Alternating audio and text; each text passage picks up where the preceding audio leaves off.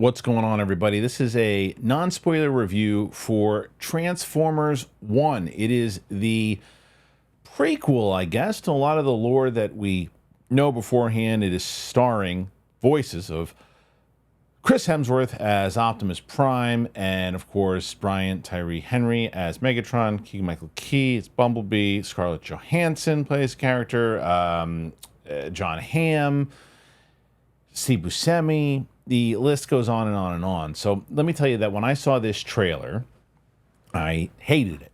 I hated the trailer. Now, I'm a big Transformers fan. And more so where, I should say, when I was growing up as a kid, I loved the 80s cartoon. I really enjoyed the 1986 film. It is I thought, still one of the best Transformer movies ever. And yes, it has a lot of 80s cheesiness to it, but it had a lot of heart. It had emotion. It just had so much. It's just something that always rung true to me. And then the live action movies came out. I was very excited about it, and I am in the minority. I didn't love the first Transformers movie. I thought they all looked cool. I thought the actual CGI of all the Michael Bay movies looked great. The Transformers always sound it's a spectacle. But I just never really got involved with any of the characters at all. I never liked the human characters. I never dug it. And then I saw Bumblebee. And Bumblebee, I thought, was the most true as far as the live action went. So, and I know it's different when you're getting to the animated and the live action, but the question is, can you really capture the essence of what made that 80s show and the characters of what you responded to with those characters? And I saw this trailer. I'm like, well, I know what they're going for now. They're just going for kind of like a goofy, almost like Pixar movie for kids. And it's going to be joke per minute, kind of Keegan-Michael Key playing Bumblebee and cracking jokes. And, oh, look, they were buddies and they did like missions together. And then, oh, yeah. It's like, okay, I'll take my 6-year-old to see it and it'll be fine. I couldn't have been more wrong. This movie is phenomenal. It is such a great film. I loved this movie. Absolutely loved it. One of my favorite movies of the year so far. And I couldn't believe it. I had a smile on my face the entire time because everything I was worried that it wasn't going to be, it delivered times 100. It has emotion. It has heart. Everything that you care about the Transformers was there. It very well might be the best Transformers movie ever. I have to see it again, but I don't know if it's better than the 86 movie, and I don't know if anything's ever going to dethrone that, and that might be nostalgia stuff. I don't know, but to me, that movie is just too special to ever say. It's on its own different pedestal. But as far as the other movies that came out, I probably have to rewatch Bumblebee and see. But this movie is just special. And the other thing that I was definitely skeptical about was why they needed a big movie star like Chris Hemsworth to play Prime. Why not just get Peter Cullen? Why do you need to do that? He's not going to get the essence. He's just going to do his version of it. Wrong. He totally got the essence of it. He knew exactly what it was, and the way that they essentially set up that Prime and Megatron, different names when they're starting out, and they are buddies working in this mining facility for Cybertron, trying to make their way up in the world, trying to be noticed.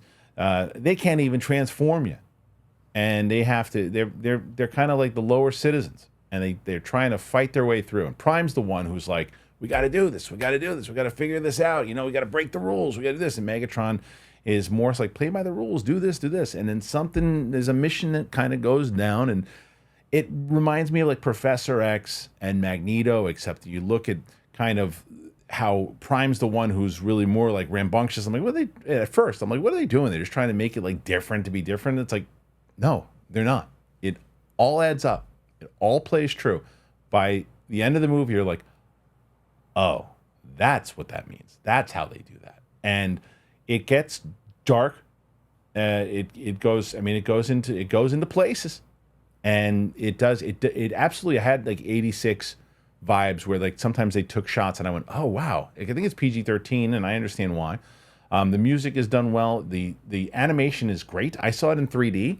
I don't necessarily know if you need to see it in 3D, but it enhanced it for me, and I thought it worked well. The design of it also was the way that they portray Cybertron. Like you really feel like you're there. You understand why you're there. It's great world building.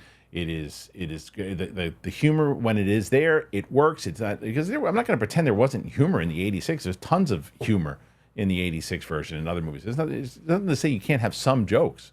The question is it earned? Does it work? And I thought Keegan-Michael Key as Bumblebee, which I thought at first, I'm like, really? He's just going to be like a joke guy, the way that they use him is actually brilliant. They use him well. They give a lot of character to what Bumblebee is, who he is, why he is the way he is, and why he ultimately has this friendship with Prime.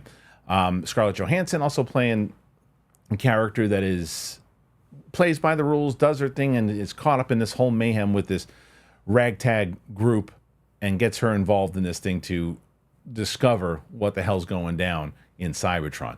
And look, I'm still even hearing myself talk about it. I cannot tell you. This is what I always try to tell people. Who doesn't want to be wrong about a movie that you think is going to stink? Who doesn't want to? If you're a movie fan, of course you do. I wanted to see a movie. I checked out the movie, and man, I loved this movie. I'm going to go pretty big. I'm going to go 4.8 out of 5 schmoes. One of my highest scores this year. If I didn't give Dune 2 5 out of 5, then I'd go back and I would say, I'm pretty sure I gave it 5 out of 5. Dune 2 is my favorite movie, but this is up there. This is up there. This is right now. It's in the top 5, which is I couldn't imagine that it was going to be in the top 5, but it is. But that's my review of Transformers 1, non-spoiler. If you're brand new to the channel, subscribe to the channel. Thanks for being here. I really appreciate it. Thank you, and we'll see you really soon. Bye-bye. I was having a barbecue with the family, and I was going to go and went to pick up some games for the kids to play, and I was picking up cornhole, and while I was at the sports store getting it, I kept seeing Liquid IV, and more, I'm so excited that people are learning about Liquid IV because I've known about them now for a bit since they've been on the show. Liquid IV has refreshing summer flavors like popsicle firecracker, it's got rainbow sherbet. It hits the spot when you need transformative, hydrating relief. I really do enjoy it, and it's great to have Liquid IV. It really is, and I love this popsicle one, so I'm showing it right now. You can choose from their line of sugar-free flavors. They have raspberry melon, they have white peach, they have green grape. So what you want to do is you want to tear, pour, live more. One stick, 16 ounces of water hydrates better than water alone. It's powered by LIV Hydroscience, which is an optimized ratio of electrolytes, essential vitamins, and clinically tested nutrients that turn ordinary water into extraordinary hydration. It's got 3 times the electrolytes of the leading sports drink, 8 essential vitamins and nutrients, always non-GMO, vegan, gluten-free, dairy-free, and soy-free. So indulge in hydration this summer with Liquid IV. Get 20% off your first order of Liquid IV, but you got to use liquidiv.com and use the code BIGTHING at checkout. You get 20% off your first order when you shop Better Hydration today. Use that promo code BIGTHING at liquidiv.com.